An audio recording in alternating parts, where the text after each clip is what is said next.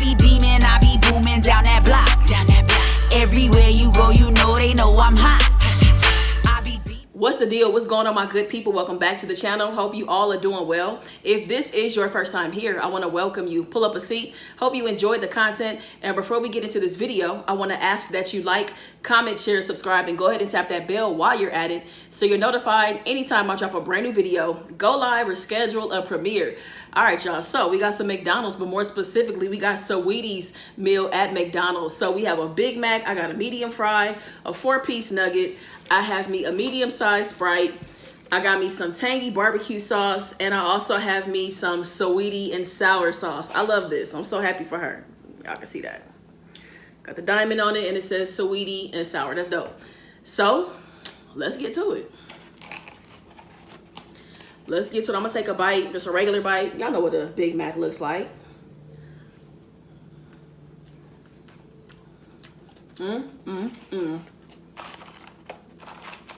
Then we're gonna eat it the Saweetie way, which really just feels like just do whatever you want. You know what I'm saying? Just combine some stuff. So I ain't never put fries on my Big Mac before, but why not? I feel like I would enjoy the Saweetie and sour sauce more on this. I feel like I would, or maybe I'll put both of them together. I don't know. Boom, boom, boom. All right, now let's, ooh, wrong side. Put it the right way, Rhonda. All right, cool. So we got our fries on there. Got our fries on there.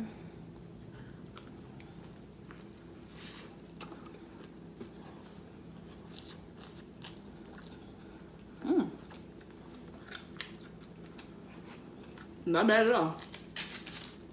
I'll put a little barbecue sauce too. Why not?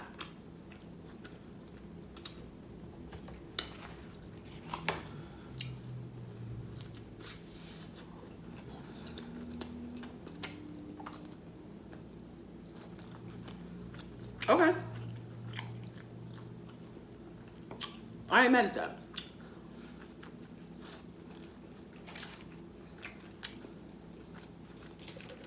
Okay.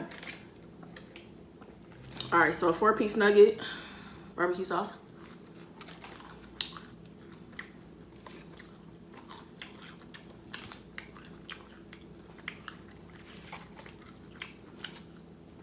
Saweetie and sour sauce.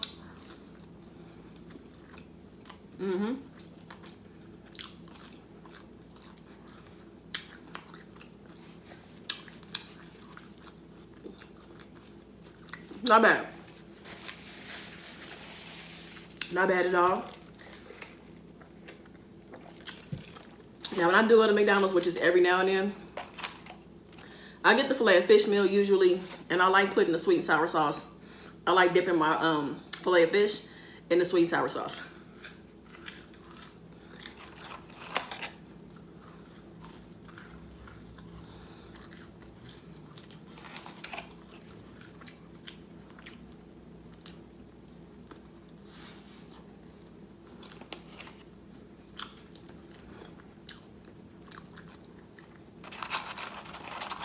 I've never put any kind of sauce on my Big Mac before. It's kind of good. I ain't mad at it.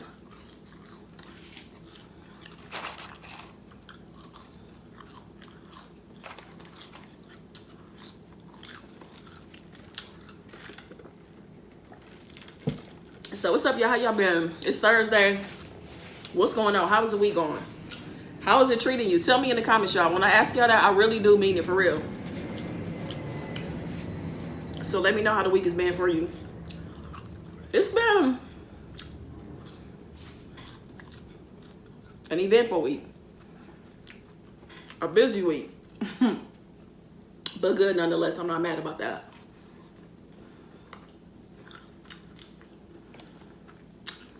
I've been contemplating going back to therapy. Not even for any, I don't really have any like issues that are like lingering or anything like that. I feel like I really just want to go just for, I don't know, self-improvement, proactive reasons. You know what I'm saying? Like I don't really want to wait for something to happen for me to go. So that's something I've been kind of like working on this week too, like looking at like the best fit for therapy. I definitely want to do digital. Like I don't want to go in person to a therapist. So I'm just gonna figure out the best platform for me to go to a therapist. So that's one thing that's been on my to-do list this week.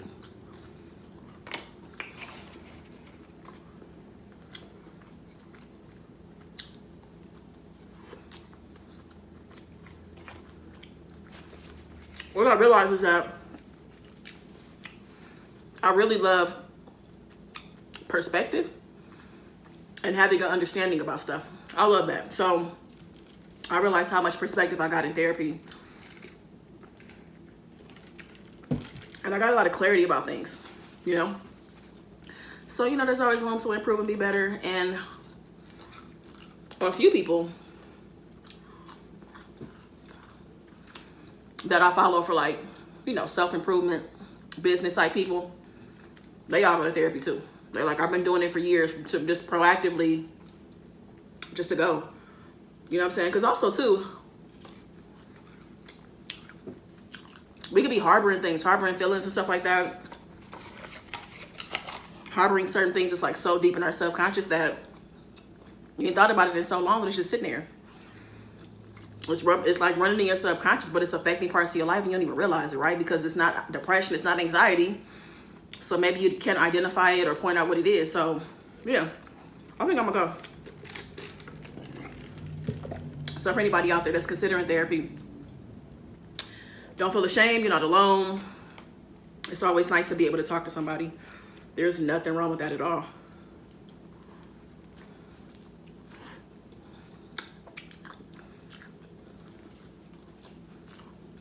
I'm trying to think, did I eat today? I feel like I'm smashing this food. I don't even think I ate. I had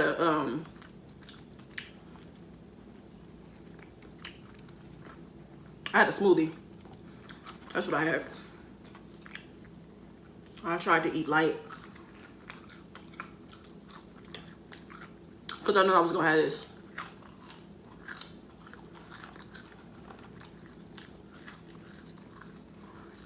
So y'all, we're gonna get into story time. Before story time starts, it's gonna be a quick ad because this video is sponsored by PDS Debt. It's like a minute long. Just sit through it real quick. You know, if y'all love me, just watch it real quick and it might be helpful for you, honestly. That's why I partnered with them. And if you do decide to do their assessment, you know what I'm saying, it's no obligation. And worst thing that can happen is you leave with a $25 gift card, a Visa gift card. So that's it, y'all. So let's go ahead and get into that ad and let's move into story time. All right, let's get it. All right, y'all, we are about to get into story time. But before we do, I want to give a big shout out to PDS Debt. That is the sponsor for today's video. I am in the season of my life where my finances are everything, okay? And I'll tell you something, financial freedom means you can take way more risks and you can just move way different. You really can. So that's why I partner with PDS Debt, because they can help you reach your financial goals.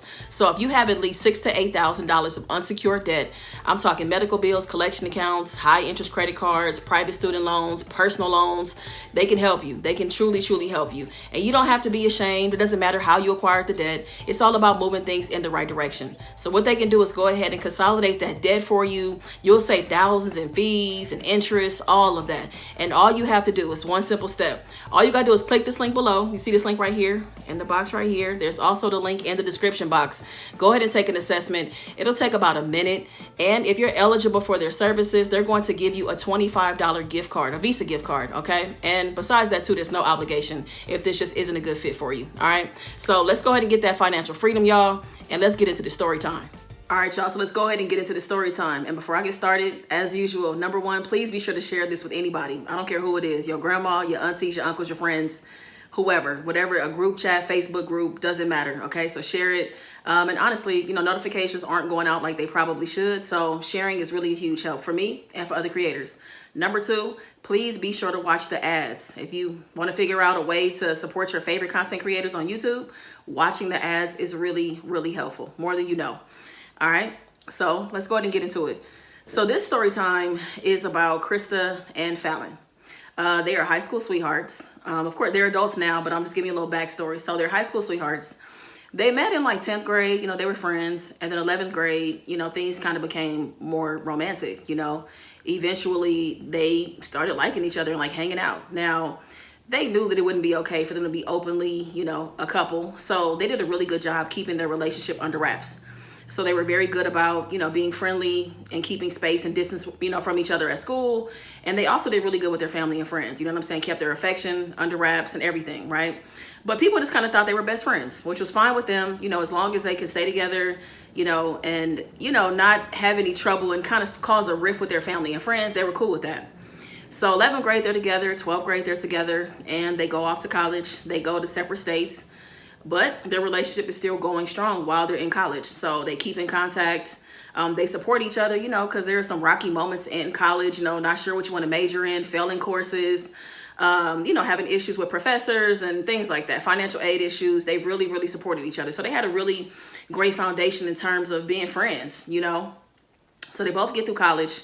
They graduate around the same time, and they end up moving back to their hometown, which is Nashville, Tennessee. And they move in together, right? So them moving together is not really a surprise because people, you know, saw them as friends, you know what I'm saying? Saw them as friends, and that's what everybody was used to, you know what I'm saying? And they got to a point where it was just kind of like, how long are we going to be private about our relationship and who we are and this life that we have together, you know? Because really it was kind of they were really getting tired of having to, you know, make adjustments when family would come over, you know, when Krista's mom or dad would come over, having to put down their pictures, you know, hide them, having to put certain clothes and stuff away, like just having to make adjustments in their own home, you know what I'm saying? And they were just tired of it. So eventually they came out to their families, told them that they were a couple. We've been together since high school. You know, we did our best to be respectful of everyone else. And now it's time to just put it out there about who we are and our relationship. Like, we're proud of who we are, you know, and what we've established together, you know what I'm saying? And as they expected, their families had a problem with it. It was a big problem. They were basically disowned, you know, not by all of their family, but a lot of their close family members, parents, grandparents, some aunts and uncles, you know, but they were able to maintain some friendship, some of the relationships. And for the most part, their friend groups weren't really tripping. It wasn't really that big of a deal. The friends were more so like, look, we knew, we were just waiting for you guys to tell us when you were ready. So they had a lot of support from their friends, right? So that was cool. That was really helpful for them as they were, you know, being open about their relationship for the first time. So fast forward, they're now married. They have been married for 12 years. And it's just a solid relationship. I mean, there's nothing bad to say at all. You know what I'm saying? Like, do they have problems? Of course. You know, but they do a really good job with communicating and understanding each other, being supportive, compromising, all the things that really help a relationship work, you know? So at this point, they have 2 kids. They have a son named Keenan, who's 9 years old, and they have a daughter named Kennedy, who is 7 years old. And, you know, they get along. They have their sibling rivalry. You know, they get into it. They fight. They argue. But at the end of the day, they are best friends and they love each other. They really, really do. Now, Krista is the one who actually birthed both of the children. So Fallon wanted to give birth, but, you know, they went through the process and tried to go through a couple things, but she was having fertility issues. And then the doctors just kind of declared that she wouldn't be able to have kids. And even after the doctors told her that, she still tried, but it just didn't work out. They were spending a lot of money and a lot of resources. And they were like, okay, fine. You know, because being a mom, like actually giving birth was really, really important to her. So that's why, you know, they took time and tried over and over again. It just didn't work out. So Krista is a little bit younger of the two. And like by a couple months, she's a couple months younger than Fallon is. And, you know, she's in good health and didn't have any fertility issues. And she was able to have both of their children. But I will say Fallon adopted both of the kids, you know, just so that if any issues came up, you know, they couldn't say anything about her not being a parent, right? So everything is all good, right? So one day, Krista is at work and she's an office manager at a trucking company. So she's really on the go a lot, you know, getting things set up with the truckers and doing different contracts and stuff like that, handling a lot of phone calls. She has an assistant, like a lot is going on. So she's kind of in and out of the office sometimes. And then sometimes she's really just tied down to her desk. Now, this particular day, she's been on the go, you know, and she like left her cell phone and her desk, and she's just back and forth in and out of the office, just dealing with different things, right? So her assistant, she sees her assistant as she's coming into the office. Her assistant is trying to flag her down. So she goes over and she's like, you know, hands her cell phone. So she gets her cell phone And her cell phone has like 12 missed calls. Half of them are from the school and the other half are from Fallon. So she's starting to freak out, like, what's going on? So she's really confused, like, who do I call first, the school or Fallon? So she calls Fallon first. She's like, babe, well, like, what's going on? I was in the field. I'm sorry. Like, what's up? Is everything okay? And she's like, baby, you need to get to Glory Memorial right now. Just right now. She was like, Keenan was at school. He was in the playground and, you know, he fell off of the monkey bars and he missed his fall. He fell on his head. And you just need to get here right now. She's like, is he okay? She was like, babe, just get here right now. She was like, if your assistant can drive you, that'd be great. Or I can send a car to pick you up. But, you know, or can you drive or what? She's like, no, I think I could drive. I'll be okay. She gets to the hospital. She parks and she rushes inside. You know, she asks, you know, what floor is, you know, her son on? And they rush her up there. And, of course, he's in surgery and she sees, you know, Fallon in the waiting area. They greet each other and she finds out that he's in surgery. And it's, you know, it's really not looking good, to be honest. It's not looking good. And, you know, Fallon is trying to give as many details as she can, you know, about what happened from what she can remember. Because, of course, her, you know, at this point, she's so freaked out that she almost can't even recall what the teacher told her what happened. She's like, you know, he was on the monkey bars.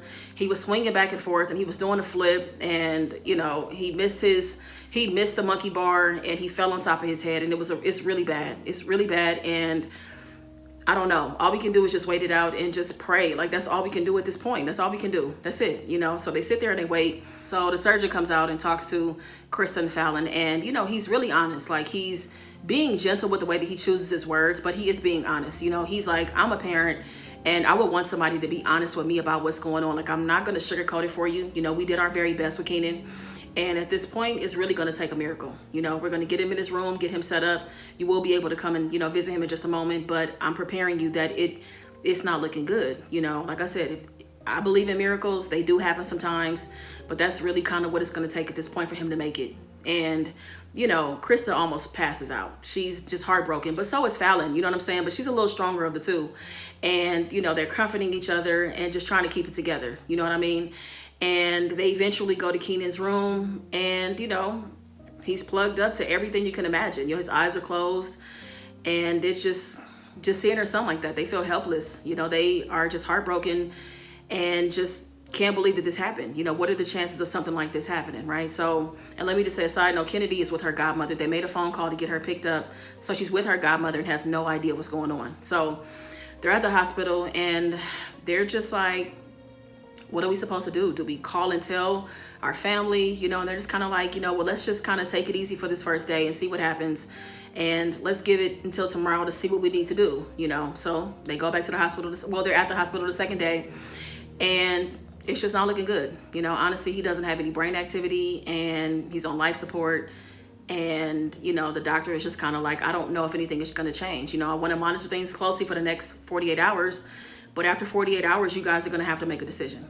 And, you know, I hate to even have to say that to you, but that's the truth, that, you know, it might be over for Keenan. So let's wait for the next 48 hours and see if we, you know, there's any brain activity. And if there is, then maybe that's the miracle that I talked about, right? So the next 2 days go by and, you know, they're kind of in and out of the house a little bit. They go in to see Kennedy. You know, they kind of tell her a story, you know, why moms, we have to, you know, kind of be away from the house right now. And she's understanding, like, she's 7, so she believes what they tell her. She's at her godmom's house and her godmom, you know, has kids. So she's occupied. She's not even thinking about what's going on, you know. And, you know, she's 7. Like I said, she buys into it, right? Okay, cool. Okay, mom, like, whatever, right? So they get back to the hospital. And it's the end of that 48 hours and they have to make a decision. And it's a decision really that no parent should have to make, but they have to pull the plug on Keenan and it's devastating. I mean, it just really just shatters everything. You know what I'm saying? Like, just even all the things that, you know, just the things that they won't be able to hear his voice anymore, won't be able to hear his laugh. You know, he won't be in the house running around playing with his trucks, his turtles, his dinosaurs, like all of that stuff is just gone, you know? And it's hard to think about that, you know, and they just comfort each other. And they sit there just devastated and out of it. And a couple of friends have come at this point. So the friends, you know, gather them together. They get them and they put them in the car and take them home, you know, because they're just in no shape to drive. Like, they're just with the news they just received, you know what I'm saying? So here they are having to make these phone calls to family and friends and tell everybody what's going on with Keenan and giving different updates and stuff. Call to school and everything as well. And then also too, the hardest part is delivering this news to Kennedy. You know what I'm saying? Like, your brother is gone. Like, she's never dealt with death up until this point. And her first introduction to it is her brother, her best friend, you know, the person who protected her. That is who she loses for the first time in her life. And this is the worst thing that they've ever had to deal with, you know, losing their son, but then having to deliver this news to their daughter. And she's a wreck. Kennedy completely falls apart. She is not eating.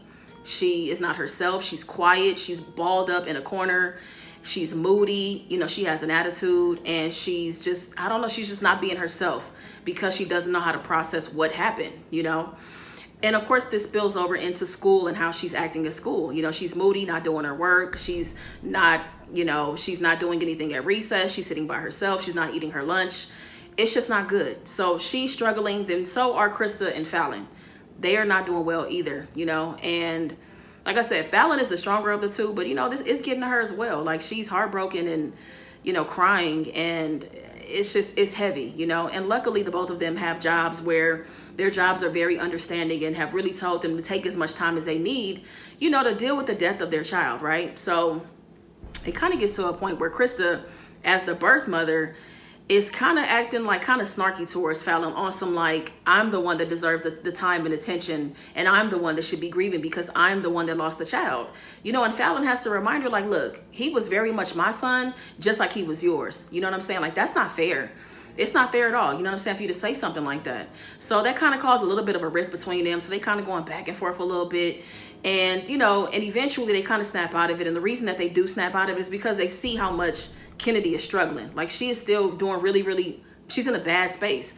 And as parents, they need to step up for their child. You know what I'm saying? And, you know, so they start looking into different resources. They get her into a therapist, and, you know, the therapy is going okay. Like, they're going, and she's not really showing any signs of improvement. You know, but the therapist is also like, I think you should look into other things outside. Here are some ways to cope. Maybe get into a support group, you know, just different resources that they're kind of pointing them in the direction of, right? So one day Krista is like, okay, look, I have something for us that we're going to do this weekend. She goes to Fallon and she's like, you know, I found this group on Facebook where it's like basically a group for like grieving moms. And these women, you know, communicate with each other. You know, you feel like you're not alone. You know, they meet up sometimes. And she was like, there's a woman that's actually really close to us, and she has 3 kids. And one of her kids died, you know, her passed away a couple years ago. And, you know, it'll just be good for us, you know, to see what happens. You know, maybe Kennedy would do well in an intimate setting with other kids. And, you know, we could stand to talk to somebody who's gone through what we've experienced. You know what I'm saying? So Fallon is like, yeah, I'm okay with that. I'm totally fine with that. So they go to this woman's house, and her name is Samantha. And Samantha has 3 kids. She has 2 boys and a girl. So they go to her house. They get there, and, you know, they say their hellos and everything. They introduce the kids to each other. And, you know, the kids kind of go off to their playroom, and they invite Kennedy to come along, but she doesn't. Like, she's clinging to Krista and to Fallon. She's acting like she's really shy, but, you know, and being also moody. Like, she's still not in a good space, right? So eventually the kids come back with some kind of toy that catches her attention, and she lights up. She lights up and she runs and chases after them, and they go into the playroom, and they eventually run out into the backyard. And, you know, Krista and Fallon go and look out the window, and like seeing their daughter kind of look like herself after all these months that have gone by is refreshing. They are so happy to see her light up finally, you know what I mean? And they're just happy to see her run around and be with other kids and like just be herself, and just hearing her laugh, like that means everything to them, right? So, you know, they sit down and start talking to Samantha, and they're at this point trying to like build a friendship with her. They don't want it to just be all about grief and the loss and everything. You know, let's talk about more than just that. You know what I'm saying? To try to get back to some type of normalcy in our lives as well, you know? So after they finish everything at Samantha's house, you know, they go home, everybody, you know, they're unwinding, getting ready for bed, shower, take a bath, all that stuff. Everybody's in the bed. Kennedy's in bed, happy. They're happy to see her happy. They get themselves ready for bed. And, you know, Fallon is really just like, I'm like, babe, like, I'm so happy that you found Samantha. Like, that was so good for Kennedy. And I really hope that we can do this over and over again. Like, I mean, as often as possible. And so Krista was like, yeah, I was hoping that you feel the same way. I've been thinking the same exact thing. This seems like it'll be really good for her, you know, help her getting back into some type of routine, you know, give her something to be excited about. And she was like, also too, you know, her son, Austin, he really reminded me a lot of Keenan, you know, like his haircut, his laugh, his nose, like they just favored or whatever. She was like, yeah, I noticed that too. She was like, I'm happy we did this. I am, you know, this is really hard dealing with Keenan, but you know, it's so important to just really get Kennedy back in a better place, you know? So the first week goes by, second week, third week, fourth week, and they're consistent. You know, this is something that is a priority to them, to making sure that, you know, she has time with her new friends, you know, Samantha's kids. So now they're on like the, I don't know, like the 5th or 6th week, right? They've been very consistent with these consecutive weekends, right? So they get to Samantha's house and the kids are out in the backyard playing, but it's a guy back there with them. And, you know, Samantha's like, oh, that's my brother Dave. You know, he's in town. And the kids love being able to see their uncle or whatever. So they're like, oh, you know, cool. So Kennedy just runs out immediately and goes and plays too. And like Dave kind of like said, he waves or whatever, but they don't like officially meet him. You know what I'm saying? So they're in the backyard playing with Dave. The kids are, all 4 kids are playing. And Samantha, Fallon, and Krista are in the house. They're drinking lemonade and just kind of catching up, laughing a little bit, you know, talking about some show that they're all watching. And then eventually they kind of work their way onto the backyard patio area where the kids are, to just sit out there with them and get some sun and all that kind of stuff, right? So Samantha and Krista are talking and Fallon kind of drifts off a little bit, looking at, you know, Dave interact with the kids. Now, what catches her attention is that Dave he's like really paying a lot of attention to Kennedy, if that makes sense. And I don't know, it just kind of like makes her curious and maybe even kind of rubs her the wrong way, like the way that he's doing it. Because it's like, why are you so drawn to my daughter when you just met her, right? So she excuses herself and she gets up and she kind of walks over to where they are, but Dave doesn't see or hear her walk up at all. So she's kind of observing. She wants a closer look at what's going on, right? You feel those instincts when certain things happen, right? So she's, you know, checking shit out basically, right? Just looking for a minute. So she has her lemonade, she's taking a couple of sips, and Dave still hasn't noticed her at this point. So, you know what I'm saying? Kennedy is running around, rolling around, and he grabs her and like throws her up in the air or whatever. And she likes that, so he keeps on doing it. And so at one point she kind of feels scared, and Dave is like, don't worry, Daddy has you. And she's like, Daddy has you? I'm sorry, what? So Fallon is like, look, fuck all that. So she was like, I'm sorry, Dave. I don't know who you think you are, but give me my daughter. So she grabs Kennedy's hand, and then she walks back to the patio area and tells Krista, let's go. And she's like, what's going on? She's like, I'll tell you in the car. She's like, I'm sorry, we got to go, Samantha. Thank you for having us. We got to go. And so they get in the car, and she tells her, she was like, you know, how dare he say, like, Daddy has you? Like, the last thing we need is for her to be confused about anything, you know? She's already been bullied at school about having 2 moms, and now this man is referring to himself as her dad. Like, come on, we don't need that kind of confusion in our house. That's just out of line. I'm not cool with that. And I don't know if I feel good about our kids going back over to Samantha's house. You know what I'm saying? Like, I don't feel good about that at all. So Krista's like, look, calm down, babe. Like, I understand why you're mad. And I mean, are you sure he said that? She was like, I'm absolutely sure. I was standing right there. He didn't see me, but I'm absolutely sure he said so that. They get to the house and things are quiet. You know what I'm saying? Like, they just kind of processing everything that kind of happened. You know, Kennedy is like kind of in a mood because she's mad that, you know, her time hanging out with her new friends got cut short. But she's also tired because she was playing and running around and stuff like that. So they get her in the bath. You know, she gets ready for bed. They take their showers and stuff and get ready for bed, right? So they're in the bed, and, you know, like, Fallon just can't let it go. She's like, that shit really rubbed me the wrong way. You know what I'm saying? And, you know, now we got to go through this whole process of trying to find Kennedy some new friends and everything. Like, they were a good fit. And, like, I just, like, why would he do that, you know? And, you know, Krista doesn't really have anything to say. And she was like, babe, you're not going to say nothing? She was like, I mean, okay, I have something I have to tell you. And she was like, okay, what? Go for it. And she's like, okay, well, the truth about Samantha is I did meet her in a group on Facebook. She's like, okay, yeah, so what's up? She was like, I met her in a group, but she's really in a group that's dedicated to donors. So I found her in the group that's dedicated to the donors, to our donor. Our donor has a group on Facebook. So really everybody that has had children by him, they keep in touch on Facebook. And she's like, I'm sorry, what? She's like, yeah, so I found this group. It's a thing. People like keep up with their donors. And, you know, the parents, they exchange pictures and stuff like that. Sometimes they meet, sometimes they don't. So when I found Samantha online, it just sounded like a really good idea, you know, to maybe put Kennedy around her siblings. You know what I'm saying? Like maybe one of Samantha's sons was going to remind her of Kenan, and it would feel good, and she would feel, you know, like she was, I don't know. I just thought it was a good idea. She was like, I'm sorry, how did you not at any point mention this to me? Like, why would you not tell me that? She was like, I know it's not fair. She was like, but I still have a little bit more to tell you. She was like, what else? What else could you possibly tell me? She was like, okay, so Samantha's brother Dave is not really Dave. That's really her donor, which is our donor. And she's like, wait. I'm sorry. Oh, okay, wait. Okay, so our daughter has been hanging out with her siblings, and she also just met her dad for the first time. Is that what you're telling me? And she's like, yes. Okay, so here's the thing. We agreed that we were going to keep everything anonymous, that we weren't going to have him a part of her life, that if you know, when she got older, became an adult, if she wanted to find him, we would help her. But we agreed, we talked about this for months, and we agreed that we would never allow her to meet her donor. Why would you do something like that? Are you kidding me? I just can't even believe you. I'm sorry, I can't.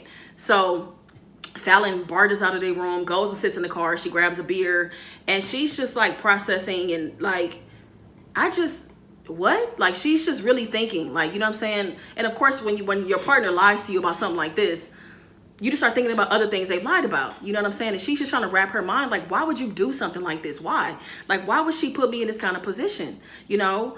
And she sits there. She's outside for about 2 hours. And finally, she comes back in the house. And Krista is wide awake, you know, just waiting for her to come back to bed, come back in the house, because she wants to talk. And, you know, when Fallon comes back in the house, she's very level-headed. She's very calm at this point. That's why she left, so that she could process her feelings. And she's just like, look, first of all, I just want to say, I don't want you to feel like you have to lie to me about anything. Please. I don't want you to feel that way. And if I put you in a position that made you feel like you can't be honest with me about stuff, then we have a problem. That's something that we need to address. And she was like, no, I don't feel that way. She was like, I just got so wrapped up in Kennedy and her, you know, getting what she needed during this time. She was like, I get that part, but you still got to be able to communicate with me. Like, you've always communicated with me our entire relationship, and now you decide to keep something like this from me. Like, that's not okay. You know what I'm saying? And for me, you know what it feels like? It feels like that when you talked about being her birth mother, it feels like that you're the one making the decisions around here. And that doesn't make me feel good. I don't like how that feels. She was like, you're right.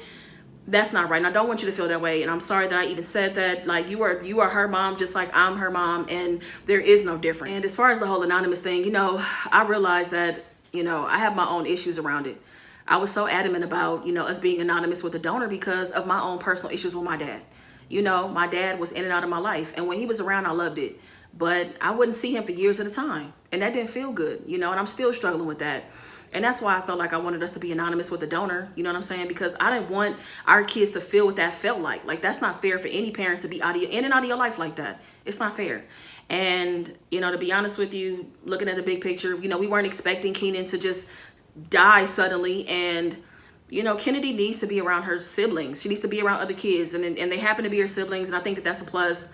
And as much as I hate to admit it, it may not be a bad idea for her dad to be around, you know, for her to have a relationship with him. So, okay, you know, I need you to be patient and work with me as, you know, we incorporate him into our life and or whatever. If we're just going to see him at Samantha's, or is he also going to come to our house sometimes too? I don't know what we're going to do, but I need you to be patient with me because that's a lot. You know, here I am thinking that this man won't be around in the kids' lives anytime soon, and here he is all of a sudden. So if you could be patient with me, I could be open to him being in her life, because maybe him being around might help her with her grief.